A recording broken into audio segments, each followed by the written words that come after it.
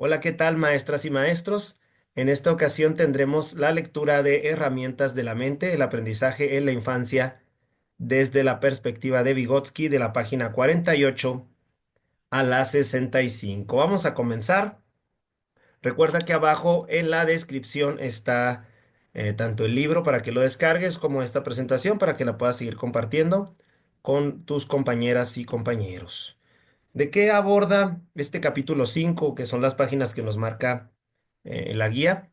Nos dice que logros en el desarrollo y actividad conductora, lactancia y edad temprana, que es el capítulo 5.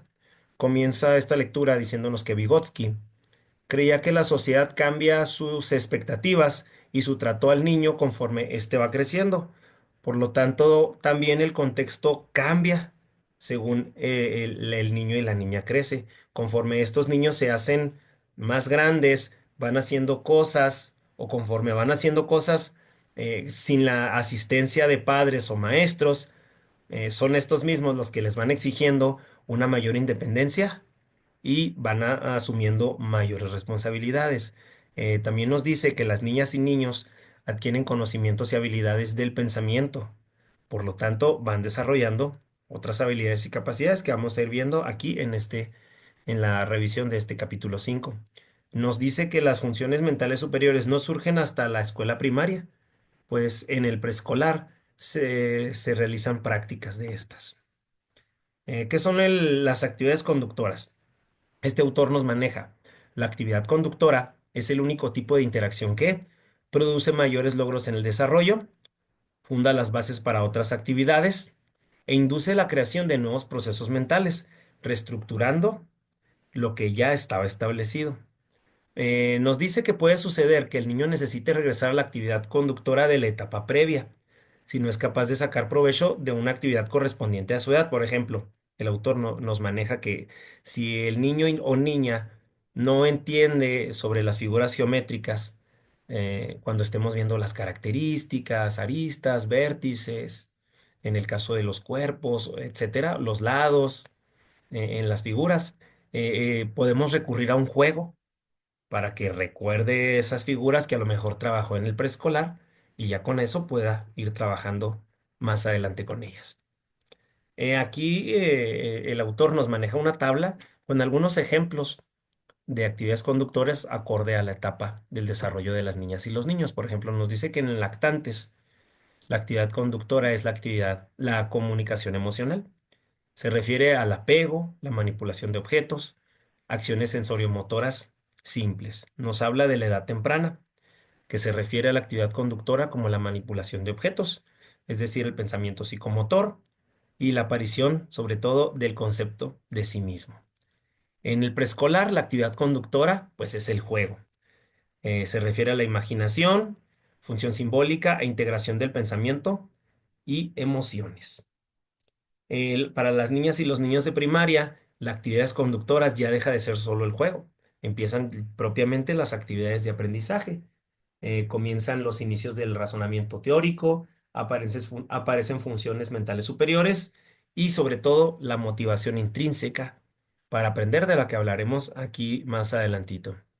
En el caso de los niños menores de 1 año, nos dice que la actividad conductora de los lactantes pues es la actividad emocional entre el niño y su cuidador, los intercambios emocionales que se dan, que los emite por medio de una sonrisa o con balbuceos, cuando responde a sus padres, a su voz, responde a la voz de los padres o de sus cuidadores, y también por medio de interacciones físicas, que todo quieren agarrar, morder también, ¿verdad? En la segunda mitad del año, el niño interactúa con su cuidador, con los objetos y las interacciones que emite, ¿no? Los sonidos, los colores, etcétera.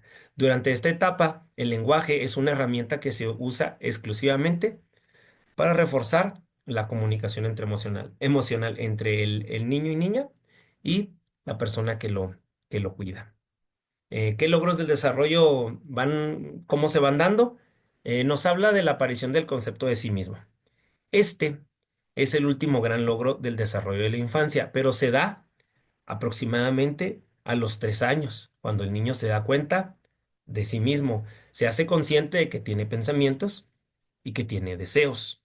Se ven a sí mismo como entidades separadas Por lo tanto, se sugiere favorecer la interacción del niño con otros, el juego y desde luego mucha comunicación, hablarles mucho, preguntarles, cuestionarles, eh, cuando estén jugando, pedirles que nos platiquen qué están haciendo, favoreciendo el lenguaje, el concepto de sí mismo y el pensamiento sensomotor.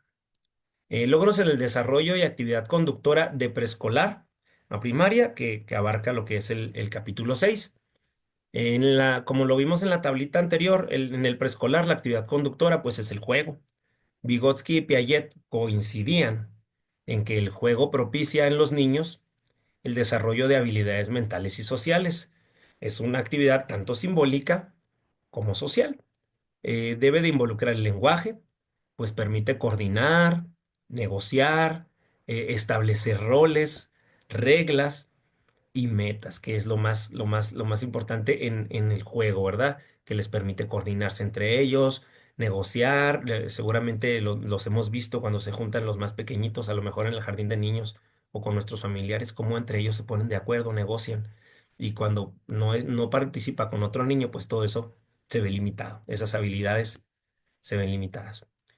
Otro de los logros del desarrollo que se va dando en esta etapa del preescolar a la primaria, pues es la imaginación, ya que genera ideas diferentes, crean situaciones mediante el juego, enriquece la vida social, pues deriva en la creatividad. Cuando los niños son creativos, bueno, pueden hacer un montón de cosas, nada los frena. Sobre todo vemos con los niños más pequeños del preescolar cómo es que se trabaja alguna actividad y todos lo intentan, porque su creatividad está a flor de piel. En cambio, algunos ya más grandes se les dificulta, dicen, ¿cómo? Es que yo no sé, es que yo no puedo.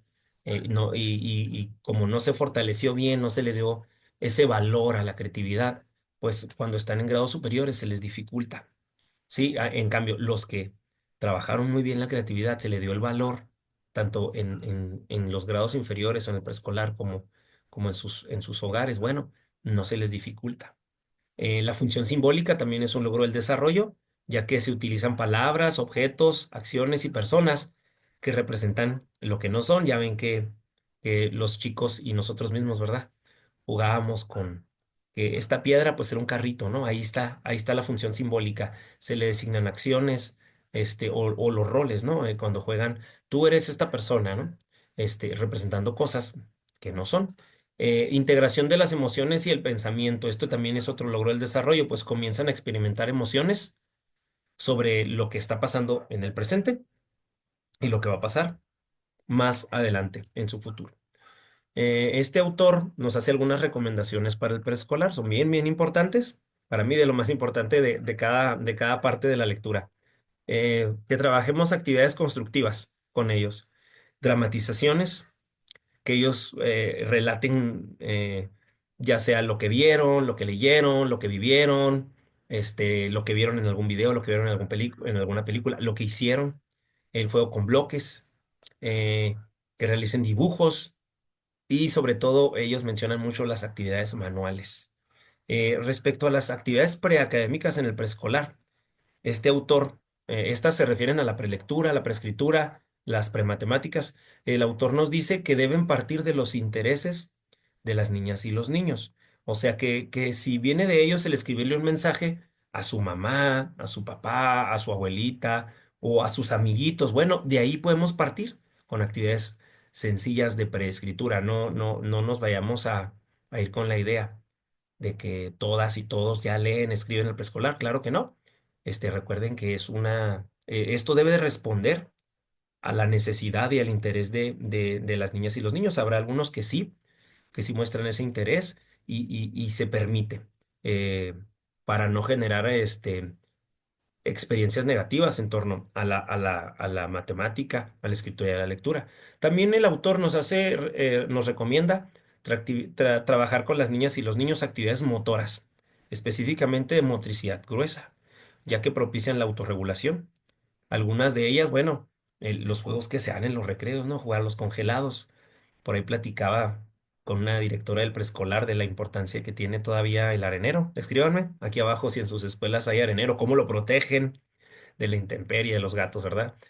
También el imitar movimientos, jugar con las niñas y los niños a imitar movimientos, jugar a las estatuas, eso ayuda muchísimo. Estas son las recomendaciones que nos hace para el trabajo con las niñas y los niños del preescolar. En los años de primaria, la actividad conductora cambia, ya no es el juego, es propiamente una actividad de aprendizaje. Es guiada por un adulto y está en torno a un contenido específico, a un PDA, ¿verdad? Ahora, las niñas y los niños no comprenderán conceptos complejos si no manejan los previos. El concepto va a depender también de su comprensión del mundo. Vaya, aquí entra la visión de Vygotsky, ¿no? Lo social. El conocimiento científico se va transformando mutuamente del cotidiano, de lo cotidiano y viceversa. Recuerden cómo el niño va migrando lo que ya sabe, sus aprendizajes previos, su zona de desarrollo real con su zona de desarrollo próximo y cómo es que va interactuando.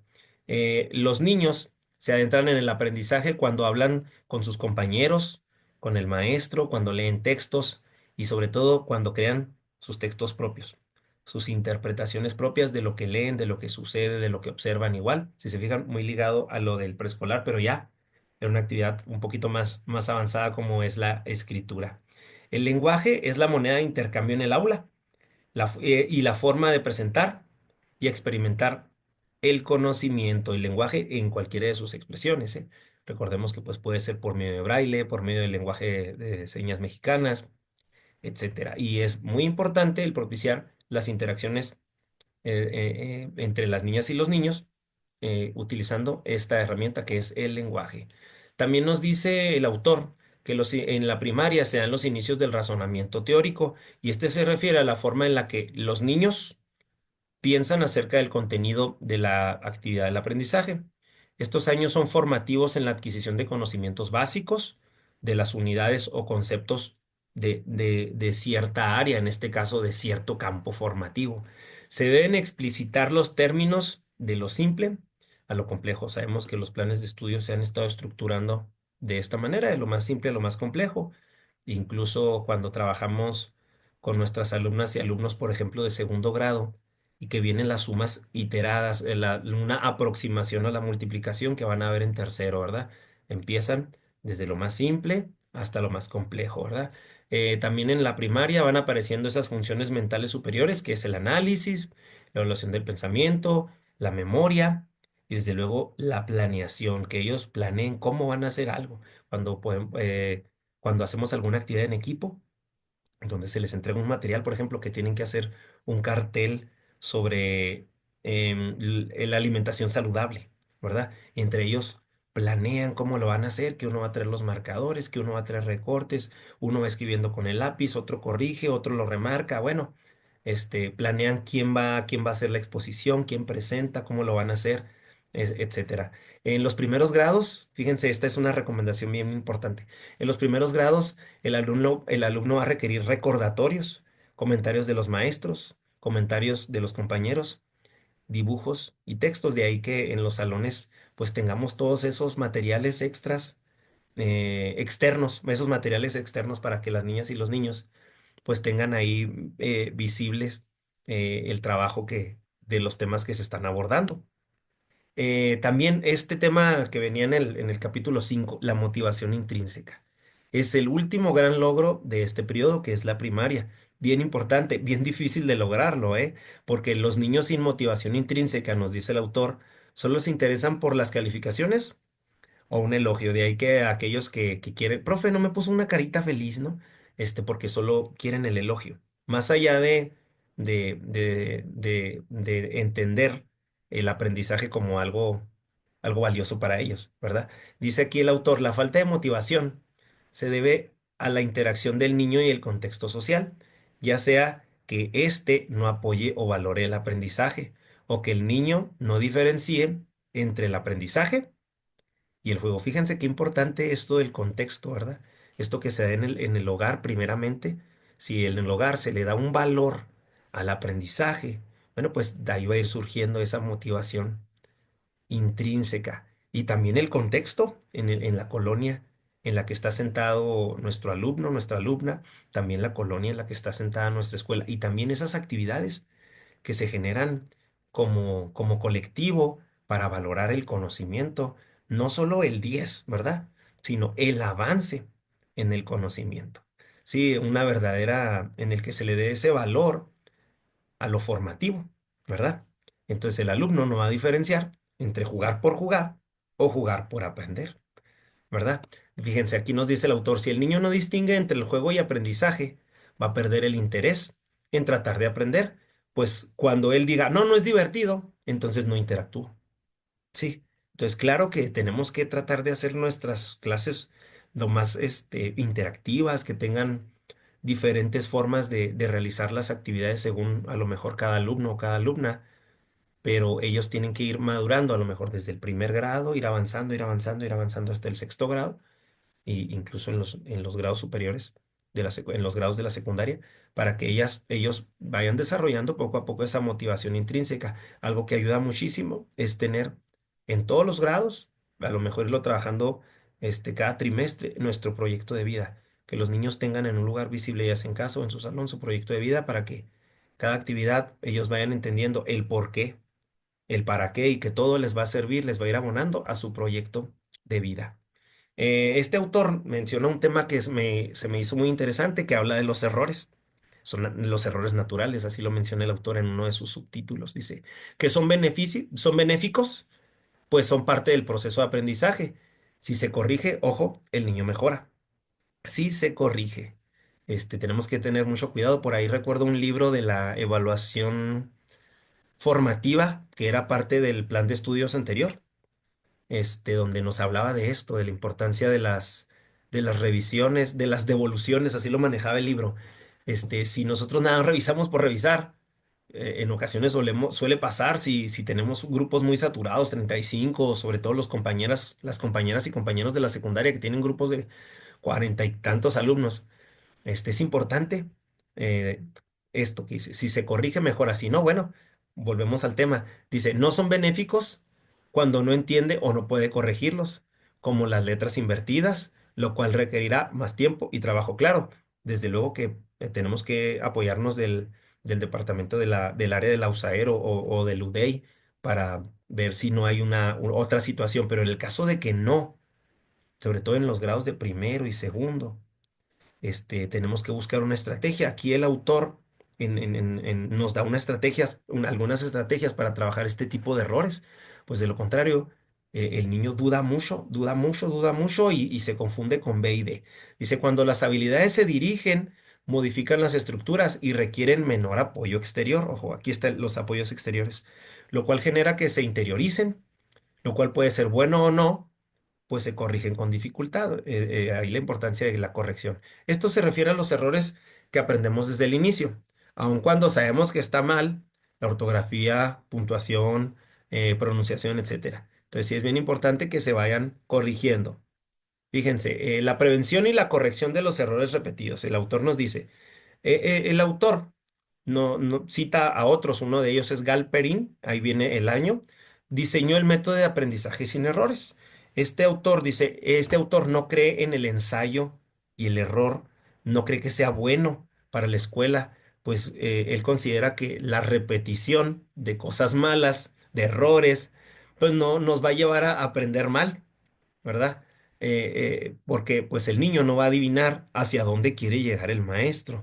Claro, la repetición y repetición. Entonces sí es importante que cuando estamos en una actividad, bueno, inténtalo, se da un tiempo pertinente, a lo mejor primero individual, a lo mejor un problema matemático. Aquí está, inténtalo. No quedó, trabajen en pares, en comunidad, se le da un tiempo, a lo mejor ahí resuelven, entienden, no quedó, ahora sí, vamos entre todos de manera grupal, a lo mejor apoyándonos de algún compañero que lo logró, de alguna compañera, y ahí se corrige el error. Pero no, hágalo. Y no, inténtalo otra vez. Búsquele, búsquele, búsquele. Le estamos dando a la repetición del error, ¿verdad? Puede llevar tanto a la desmotivación o al desinterés o a el niño aprenda y se lo va a aprender de esa situación. Fíjense, de ahí la importancia en que debemos revisar el proceso, brindar diversos tipos de asistencia y propiciar el discurso interior. ¿Qué es el discurso interior?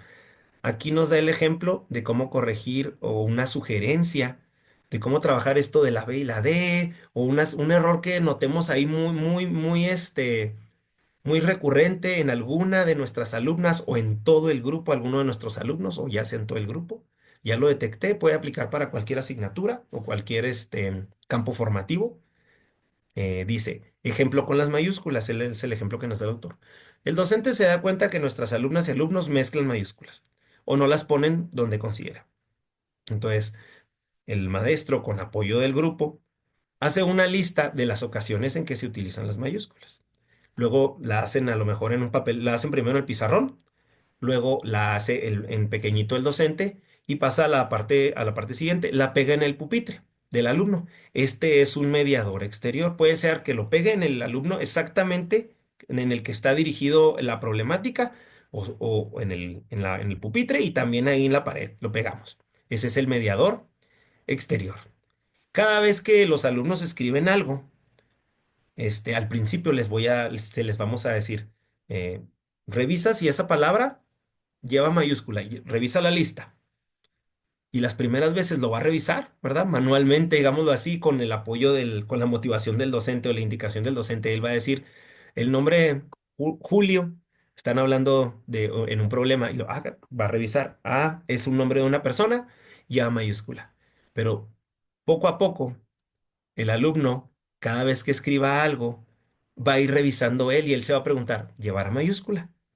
Va a revisar su lista. Ese es el diálogo interior. Cuando él interioriza que no sabe, vaya, y que necesita revisar, con el paso de las semanas, con el paso del tiempo, algunos ya no van a requerir la tarjeta, ya la pueden retirar, pero ojo, algunos, otros van a requerir más tiempo. Esto es la importancia. Nos habla, sin querer, este autor menciona mucho, tanto en el área del preescolar como en el área de la primaria, menciona mucho el humanismo, ese tacto que debe de tener el docente, ¿verdad? Va a requerir tiempo, hay que buscar una estrategia, hay que buscar soluciones, ¿se fijan? Hay que ponerles juego, en el caso de los más pequeños del preescolar, en los primeros grados, hay que buscar la motivación intrínseca, ¿verdad? Entonces, es lo que nos comenta el autor. Finalmente, nos dice, al encontrar la causa de una deficiencia, el maestro debe compensar la experiencia faltante. En el caso de estas niñas y estos niños, por ejemplo, vamos a suponer que las niñas y los niños de quinto, sexto, nos tocó un grupo por ahí, no sé, en secundaria, que se les dificulta leer los números de más de 4 o 5 cifras, que se les dificulta, ya lo trabajamos de una forma, ya hicimos fichas, ya jugamos al basta, ya hicimos los vasos. Sí, sí han visto esa estrategia, ¿no? Que en los vasos se giran y ahí van los números y ellos arman el número que se les dice. Bueno, pues ya que combinamos o estamos combinando esos, vamos a hacer su material externo, vamos a hacerles una hojita que ellos puedan pegar, ya sea si tenemos, los alumnos están en una sola aula toda la jornada, en una hojita donde ellos puedan ver que las primeras son las decenas, las centenas, las que siguen son las unidades de millar o los miles, los 10.000, las decenas de millar, las centenas de millar, las unidades los millones, ¿no? Que ellos puedan ver su externo un tiempo, estarlo reforzando, reforzando. Si tienes duda, revísate, date una checadita tú primero y luego ya, para que poco a poco pase esa problemática. Después, ayudar al niño a reaprender la información. ¿Qué es eso, verdad? Ese proceso. Y finalmente, brindar diversos apoyos. Es lo que nos dice el autor. Si se fijan, nos habla mucho del docente que no se queda estático ante una problemática. Bien, para los próximos temas tendremos el desarrollo del niño y del adolescente, que es de la página 101 a 104. Está muy breve ese texto. Y después tendremos las sugerencias para la concreción del plan y programas de estudio 2022, que esto es de la Comisión Nacional para la Mejora Continua de la Educación. Este está un poquito más largo, de la 15 a la 45. Les agradezco que hayan llegado hasta el final del video. No olviden suscribirse, denle like, comenten si han utilizado alguna de estas estrategias que comentan los autores o comenta alguna que a ti te haya funcionado cuando detectas alguna problemática, a lo mejor aislada con un grupo de 2 o 3 alumnos, ¿verdad? O a lo mejor en un grupo en general. ¿Cómo lo resolviste? ¿Qué estrategias utilizaste? Compártenos aquí abajo. Muchísimas gracias y seguimos en contacto.